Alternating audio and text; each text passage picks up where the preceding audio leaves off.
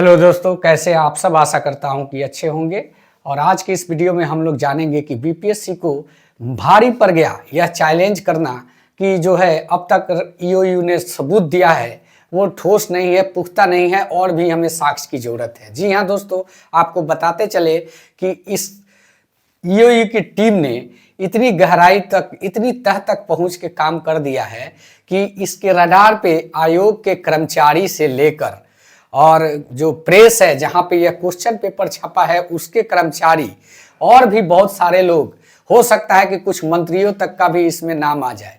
तो इतनी बड़ी सफलता ईओयू टीम को मिली है और टोटली यह कहा जाए कि अब बीपीएससी को यह करना बहुत ही भारी पड़ने वाला है। जी हाँ दोस्तों, आज की इस वीडियो में यही हम लोग चर्चा करेंगे कि अब कैसे कैसे क्या होना है। सामने आपको 3-4 टॉपिक दिख रहा होगा जिसमें लिखा है कि ईओयू ने किया खुलासा और ईओयू की रडार पर मंत्री, कैसे लीक हुआ क्वेश्चन पेपर और अब आगे क्या करना होगा। जी हाँ दोस्तों, आप लोग जैसा कि जानते हैं कि देर रात को टेलीकास्ट हो रहा था ईओयू के कुछ ऐसे चीजों को लोग बता रहे थे, मतलब पूरी चीज तो नहीं, आधी आधी चीज बता रहे थे कि ताकि सारी चीजें लीक ना हो सके। तो उसमें लीक हुआ था क्या? और इसी को कहते हैं असल माफिया राज। अद्भुत है भाई, सरकार बदलते ही भाजपा जैसे आ गई सरकार में, एडमिट कार्ड के पीछे आंसर लिखा हुआ है। देश में ऐसा कहीं नहीं हुआ, ये अद्भुत। कुछ लोग माफिया राज खत्म करने की बात करते हैं, लेकिन हकीकत में हो क्या रहा है ये बिहार में 70 दिनों के अंदर 2 लाख से ज्यादा लोगों को नियुक्ति पत्र हम लोगों ने बांटा। एक पेपर लीक हुआ तो बता दो, लेकिन इनके राज आते आते फिर से वही पेपर लीक। भाजपा का जहां राज रहा वहां पेपर लीक, यूपी में पेपर लीक, मध्य प्रदेश से लेकर के हर जगह। अब बिहार में तो गजबे हो गया।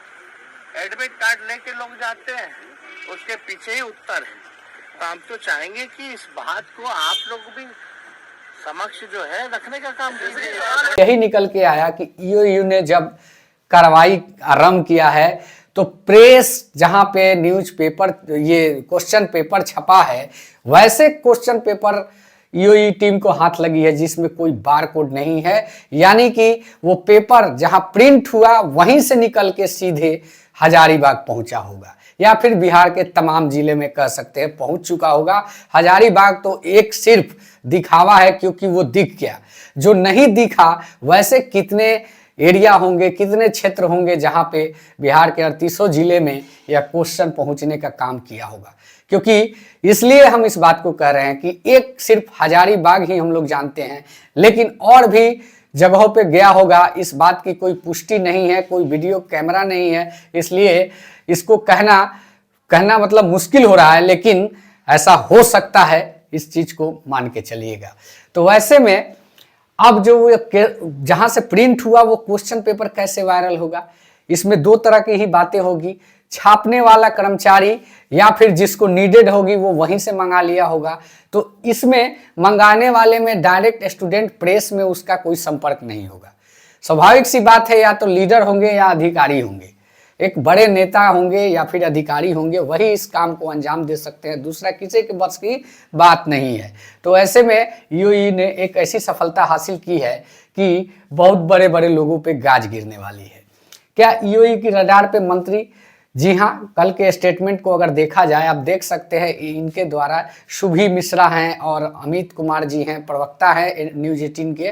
तो इनके द्वारा भी यह चीज़ को कहा गया कि इसमें बड़े मंत्रियों के भी हाथ होने की जो है संभावना व्यक्त की जा रही है। ऐसा खुल के जैसे ईओयू टीम अभी बताई नहीं है, लेकिन अंदेशा जता दी है। इसका मतलब कि वो आगे इस विभाग पे भी कुछ कार्रवाई करने की उम्मीद की जा सकती है।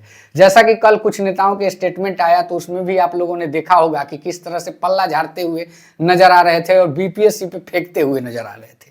तो कहना यह मुश्किल है, लेकिन सच्चाई जल्द ही सामने आएगी। और कैसे लीक हुआ यह पेपर, तो आपको बताते चले कि वहीं से जहां से छपना चालू हुआ है वहीं से इस पेपर को वायरल किया गया है। वहीं से पेपर बताया जा रहा है कि 10 लाख में सौदा तय हुआ है, अभ्यर्थियों से 15 लाख तक की उगाही की गई है।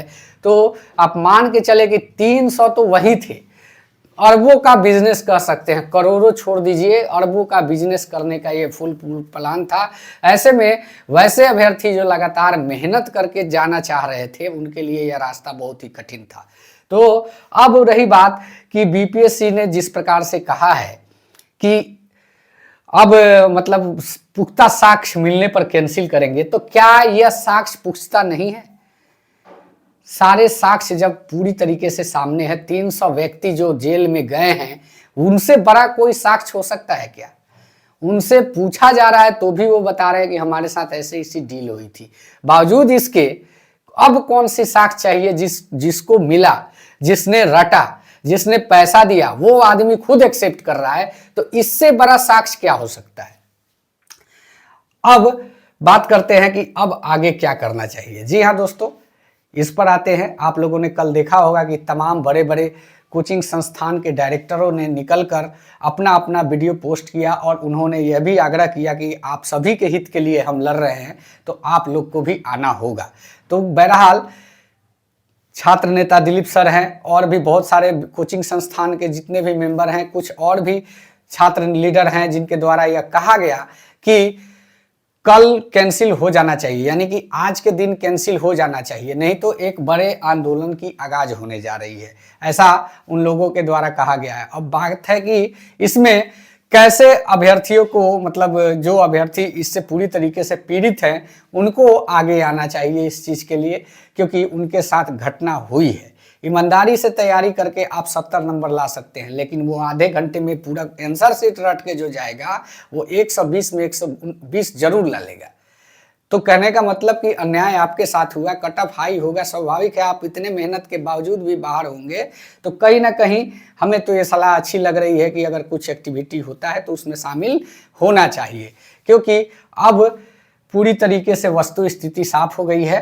बीपीएससी मानने को तैयार नहीं है कि ये जो साक्ष्य है इस बात को फोकस कर रही है, चाहे इधर इंडिकेट कर रही है कि जो है परीक्षा कैंसिल होना चाहिए। ऐसे में बहुत बड़ा सवाल है। और हाँ, आज ईओयू अपने पुख्ता सबूतों में से कुछ पॉइंट जो है आज सौंपेगा आयोग को, और आयोग क्या निर्णय लेता है ये भी देखने वाली बात होगी, क्योंकि सब आज तक का ही वेट करेंगे। जी हाँ, करेक्शन के लिए भी बहुत सारे चीज़ें हैं, लेकिन लोग नहीं बोल रहे हैं, क्योंकि ज़्यादातर देखा जा रहा है कि यही चीज़ हो रहा है और विभाग में भी कोई ऐसा काम होने नहीं जा रहा है।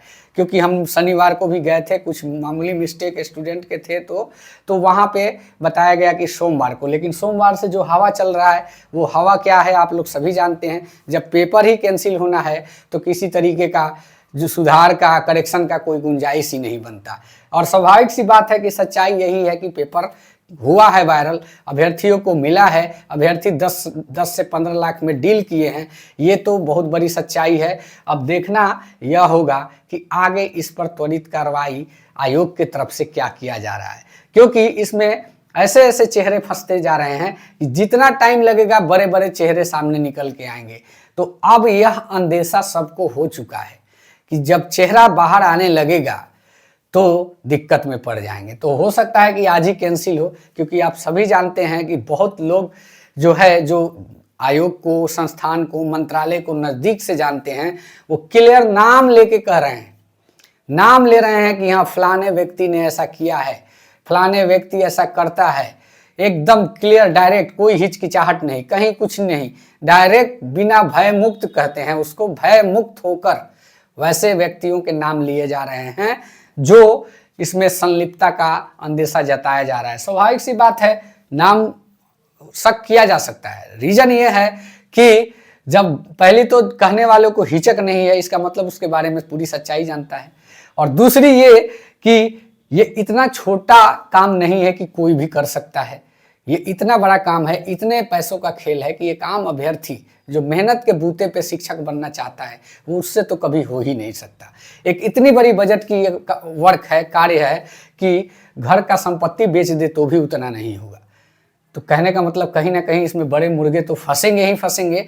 लेकिन बहरहाल जो भी आगे डिसीजन होता है उसके लिए बने रहिए हमारे साथ। धन्यवाद। जय हिंद। वंदे मातरम।